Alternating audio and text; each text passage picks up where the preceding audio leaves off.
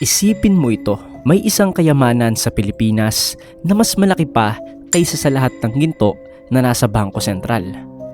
Trilyong-trilyong piso, daang libong gold bars, mga estatwa ng Buddha na gawa sa solid na ginto at puno ng diamante. At lahat ng yan, nakabaon pa rin hanggang ngayon. Hindi ito halamat at lalong hindi ito pelikula. Ito ang totoong kwento ng Yamashita Treasure. Libo-libong tao na ang namatay dahil dito. May mga presidente pa nga ng Pilipinas ang inakusahan na ninakaw ito. May mga pamilya na nawasak at may mga tunnel na hanggang ngayon ay walang nakakapasok ng buhay. Pero sa video na ito, bubuksan natin ang pinakamaitim na lihim nito mula sa pinagmulan hanggang sa mga natagpuan na. Mula sa mga sumpa hanggang sa mga peking mapa. At ang tanong na lahat tayo ay gustong malaman, kung totoo ito, bakit hanggang ngayon parang may nagbabantay na hindi natin nakikita? Kaya't huwag kang aalis dahil kapag natapos mo ang video na ito, hindi mo natitingnan ang bundok o kuweba sa Pilipinas ng kapareho. Welcome sa Forbidden Files PH.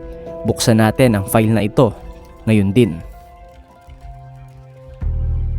Noong 1941 hanggang 1945, sinakop ng Imperial Japanese Army ang halos buong Southeast Asia, kabilang ang Singapore, Malaysia, Burma, China at syempre ang Pilipinas.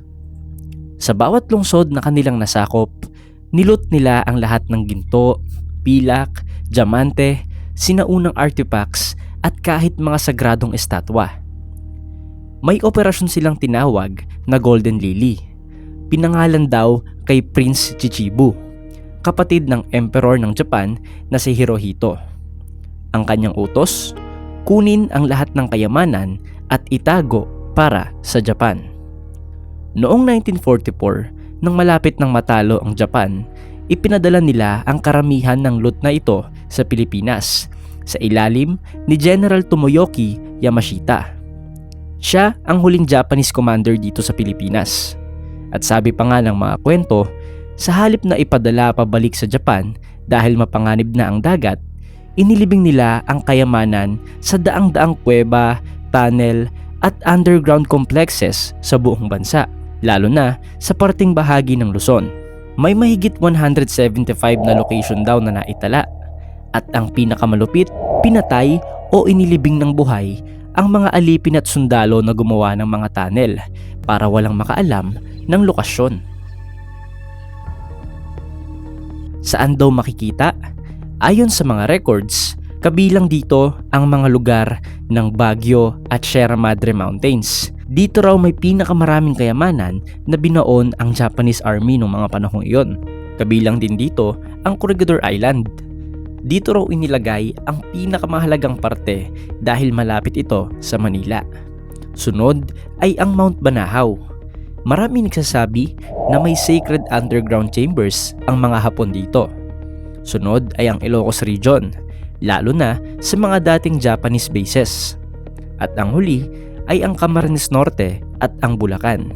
Alam nyo mga idol, may mga naiulat na gold bars na natagpuan dito noong mga nakaraang dekada. Pero tanungin natin ito, sa lahat ng bansa, alin kaya ang pinakamalaking pinagkuhanan ng mga Hapon ng kayamanan? Ang sagot, China. Mula pa noong 1937, simula ng kanilang full-scale invasion sa China, libu-libong toneladang ginto, sinaunang artifacts, jade, porcelain at pera ang kanilang kinuha. Ang Golden Lily Operation ng Japan ay nagsimula dito. Sistematikong pagnanakaw sa museums, templo, bank at mga pribadong bahay. Ang Singapore at Malaysia ay malaking source din dahil mabilis nilang nasakop ang mga bansang ito na mayaman din sa ginto at diamante. Indonesia, Korea, Burma, Pilipinas, lahat ito ay nalot nila. Pero China ang pinakamalaki dahil pinakamatagal ang gera nila doon at pinakamalawak ang nasakop na teritoryo dito. May teorya na ginamit nila ang mga dating Japanese military bases, simbahan at paaralan bilang landmark. Isa pang malakas na teorya na ang ilan sa treasure ay natagpuan na raw ng mga Amerikano pagkatapos ng digmaan Ginamit daw nila ito para pondohan ang Cold War operation sa Asia. Tinawag na Black Eagle Trust o M-Fund. Pero ayon sa mga ulat, kahit na maraming nakita ang mga Amerikano na kayamanan mula sa mga Hapon, marami pa rin daw ang naiwan sa Pilipinas. Noong 1971, isang simpleng locksmith sa Baguio na si Rogelio Roger Rojas ang naging sentro ng kwento. Nakakuha siya ng mapa mula sa anak ng isang Japanese soldier at tips mula sa dating interpreter ni Yamashita. Naghukay sila malapit sa Baguio General Hospital at natagpuan nila ang isang selyadong tunnel. Sa loob, isang 1,000 kilogram na solid gold Buddha statue na puno ng mga hiyas at daang-daang gold bars. Pero ang trahedya ay nangyari noong 1971 din. Sinundan siya ng mga tauhan ni Ferdinand Marcos. Inaresto si Rojas, kinuha ang Buddha at mga gold.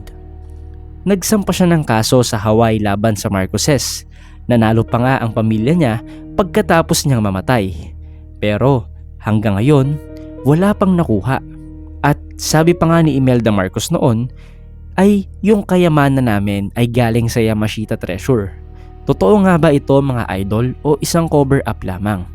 Hanggang ngayon, patuloy ang paghahanap. May mga foreigner na tulad ni John Casey sa History Channel na nagguhukay pa rin hanggang sa ngayon. May nagsasabi na nakakita sila ng man-made tunnels at symbols. Pero may madilim na side ang kwentong ito. Marami nang namatay sa paghahanap. May mga tunnel na nag-collapse, may mga taong na-gas poisoning, at may mga pagkamatay na hindi napapaliwanag. Parang may sumpa. Noong early 2000 at 2010, may mga naiulat na gold bars sa Bulacan at Camarines Norte. Pero hindi confirm na ito ay Yamashita. Pero mga idol, mahalaga na huwag tayong maging bulag sa katotohanan. Maraming historians tulad ni Ambet Ocampo ang nagsasabi na walang solid evidence pagkatapos ng mahigit 50 taon. Walang nahanap na treasure kahit advanced metal detectors na ang kanilang gamit. Sabi naman ni Ricardo Jose ng UP, bakit ililipat pa sa Pilipinas kung alam nilang matatalo sila? Mas lohikal na ipadala sa Taiwan o Japan ang mga kayamanan na kanilang nalikom. At alam nyo ba, nung mga panahong peak ang kwento at usap-usapan ang Yamashita Treasure, maraming tao ang nangi-scam. Maraming tao ang nagbebenta ng mga peking mapa sa mga taong desperado na mahanap ito. Ikaw idol, minsan mo na bang naaral ang topic na ito? Myth lang ba talaga ito o may katotohanan na masyadong mapanganib malaman? Kung totoo, posibleng isa ito sa pinakamalaking nakaw sa kasaysayan. At hanggang ngayon, bahagi pa rin ito ng ating hidden history. Maraming Pilipino ang naniniwala na may natira pang treasure na naghihintay sa tamang tao o sa tamang panahon. Anong sa tingin nyo? Comment below. Naniniwala ka ba sa Yamashita Treasure? Sino ang dapat magkaroon kung sakaling mahanap ito? Like this video kung gusto mo pa ng part 2. Mag-subscribe ka na rin idol at i-hit ang notification bell para updated ka sa mga susunod na upload natin kagaya nito. Salamat sa panonood, ingat kayo sa paghahanap, baka may nagmamasid. This is Forbidden Files PH, peace out.